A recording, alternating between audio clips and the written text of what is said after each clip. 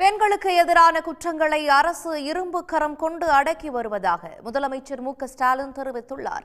இது தொடர்பாக தண்டனைகளை அதிகரித்து அவர் தாக்கல் செய்த சட்ட திருத்த மசோதா சட்டப்பேரவையில் ஒருமனதாக நிறைவேறியது. பெண்களுக்கு எதிரான குற்றங்கள் தொடர்பாக உரிய சட்ட திருத்தங்களோடு 2 சட்ட முன்வடிவுகளை முதலமைச்சர் மு.க.ஸ்டாலின் சட்டப்பேரவையில் அறிமுகம் செய்தார்.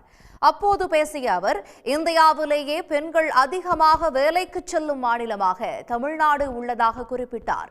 பெண்களுக்கு எதிரான குற்றங்கள் தொடர்பான 86 விழுக்காட்டிற்கும் மேலான வழக்குகளில் 60 நாட்களுக்குள் குற்றப்பத்திரிகை தாக்கல் செய்யப்பட்டது இந்த ஆட்சியில்தான் எனவும் தெரிவித்தார். பெண்கள் பாதுகாப்பு பற்றி 2,39,000த்திற்கும் மேற்பட்ட விழிப்புணர்வு நிகழ்ச்சிகளை நடத்தி காட்டியதும் இந்த அரசுதான் என குறிப்பிட்டார். அந்த வகையில் பெண்களுக்கு எதிரான குற்றங்களில் தண்டனைகளை அதிகரிப்பது தொடர்பான சட்ட திருத்தத்தை முதலமைச்சர் முன்மொழிந்தார். பெண்களுக்கு இழைக்கப்படும் பாலியல் வன்கொடுமை என்பது யாராலும் மன்னிக்க முடியாத குற்றம்.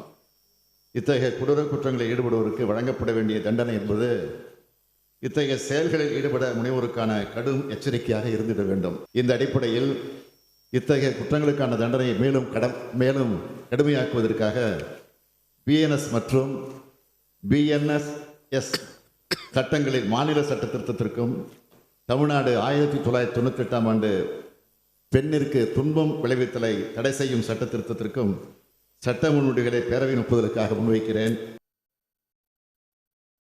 முதலமைச்சர் தாக்கல் செய்த 2 சட்ட முன்வடிவுகள் சட்டப்பேரவையில் உறுப்பினர்களின் ஆதரவுடன் ஒருமனதாக நிறைவேற்றப்பட்டது. இந்த சட்ட திருத்தங்கள் குறித்து பேரவையில் நாளை விவாதம் நடைபெற உள்ளது. உடனுக்குடன் செய்திகளை தெரிந்து கொள்ள சன் நியூஸ் பெல் ஐகானை கிளிக் பண்ணுங்க.